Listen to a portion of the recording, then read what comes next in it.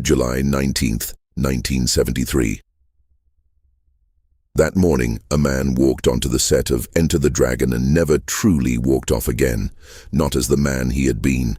His name was Raymond Chow, not the producer, the other one, a stuntman, a fighter, a man who had spent 15 years convincing himself that Bruce Lee was a myth, an invention, a camera trick, a product carefully packaged for Western audiences who didn't know any better. He was wrong. What happened to Raymond Chow didn't end in spectacle, no disappearance, no mystery that made headlines. It ended quietly, the way truths sometimes do, final, irreversible, and unseen.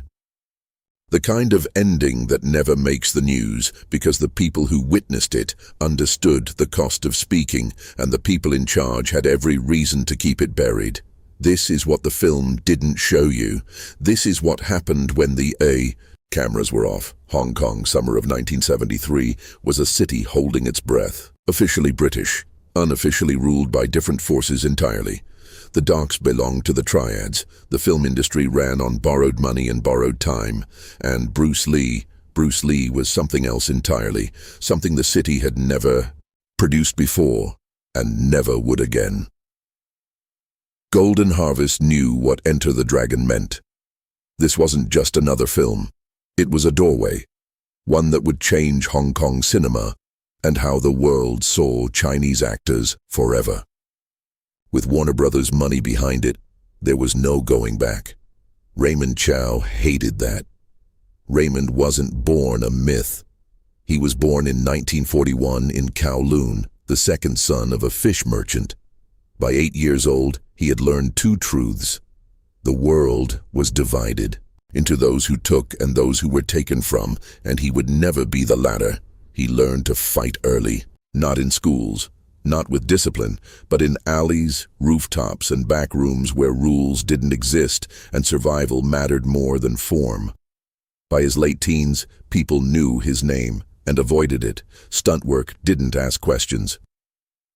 If you could fall, hit, bleed, and get up again, you were useful. Raymond was useful for 6 years, never exceptional, always present, always watching men who were better trained, better respected, and more complete than he was. Then Bruce Lee came home, the bull. First time Raymond saw Bruce Lee move, it wasn't for a camera. It was through a crack in a rehearsal wall. No audience, no performance, just Bruce alone, moving through air as if time itself were optional. It wasn't just speed. Raymond had seen speed. It was intention, nothing wasted, no decoration. Every movement meant something. In that moment, Raymond understood something that filled him with rage. He would never be that. Bruce Lee wasn't better at the same thing Raymond did. He was doing something else entirely. Fighting to Bruce was not violence, it was understanding.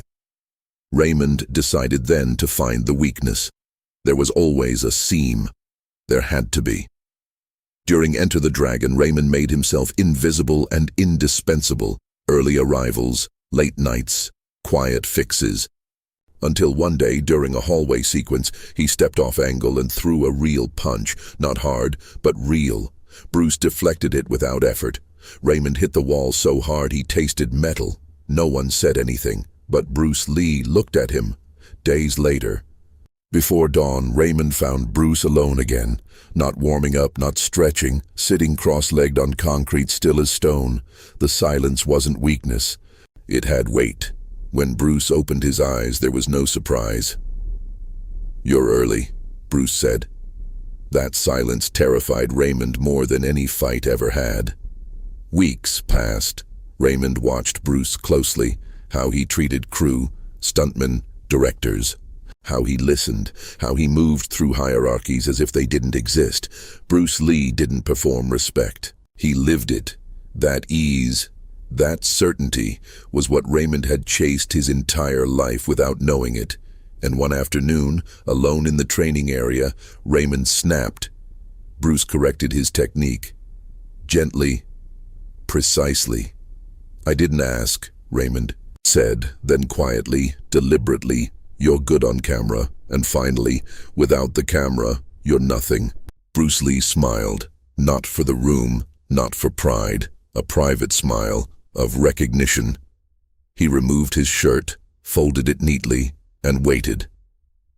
What followed lasted 40 seconds. It was not a fight. A fight requires two wills colliding. This was a statement. Bruce moved before Raymond finished deciding to move. Raymond felt pressure, not pain, and then the floor. Bruce crouched beside him. Your weight was too far forward, he said. The same correction as before. Then he walked away. Raymond lay there, dismantled. Everything he had believed collapsed. Talent wasn't a lie. The extraordinary was real, and it demanded humility, not denial. Raymond lived another 31 years. When he died in 2004, alone in his apartment facing the harbor. There was no drama, just a photograph on his desk, a still from Enter the Dragon. Bruce Lee, mid-motion. On the back, Raymond had written, "He was right." Enter the Dragon released July 26, 1973. Bruce Lee never saw it.